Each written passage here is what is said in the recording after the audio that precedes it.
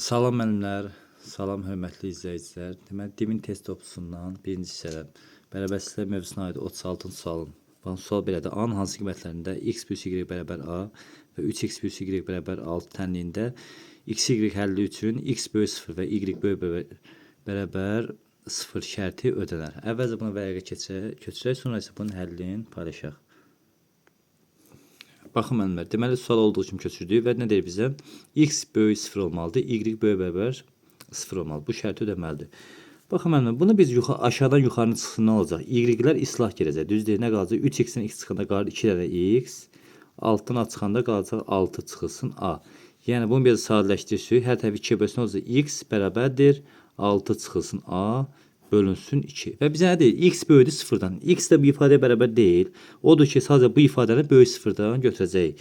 Deməli 6 çıxılsın a bölünsün 2 böyükdür 0-dan. Yəni 2-yə bölmə mənasında onsuz da 0-dan böyük olacaq bu ifadə. Müsbət olması üçün 2 bir rol oynamır.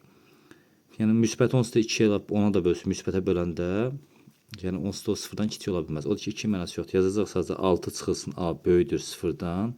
Yəni buradan nə alınır? 6 böyükdür a-dan.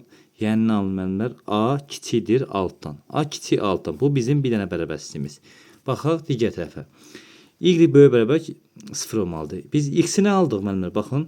X-i aldıq ki, x bərabərdir 6 çıxılsın a bölünsün 2-dir. Bu ifadəni yerinə yaza bilərik. Yəni x plus y bərabərdir a-ya. X yerə yazıram məndən. Əvvəlcə y tapayıq. Y bərabərdir a çıxılsın x. Buradan nə alınır müəllimlər? Y bərabərdir. A-nın yerinə yazıram. Üzr istəyirəm, a qalır yerində. A çıxılsın x-i yenə yazıram. 6 çıxa bölünsün 2. 6 çıxılsın a bölünsün 2. İndi isə müəllimlər bunu əvvəlcə orta məxrəc gətirək. Nə alınır? Y bərabərdir 2 orta məxrəcdir. 2a çıxılsın 6 plus a 2 qalır orta. Baxın mənim bu niyə plus oldu? Çünki minus, bu da minus. İkisi bir birləşdi oldu, plus oldu da. Bunu biraz sadələşdirin alacağım amma y bərabərdir 3a çıxılsın 6 bölünsün 2. Bizə nə deyir müəllimlər? Bizə deyir ki, y qiyməti böyük bərabər 0 olmalıdır. Demək bu ifadəni böyük bərabər 0 götürməliyik biz. 3a çıxılsın 6 bölünsün 2 böyük bərabər 0. 3a çıxılsın 6 böyük bərabər 0 olacaq. Deməli nə alınır buradan? 3a böyük bərabər 6, a böyük bərabərdir 2 alınır.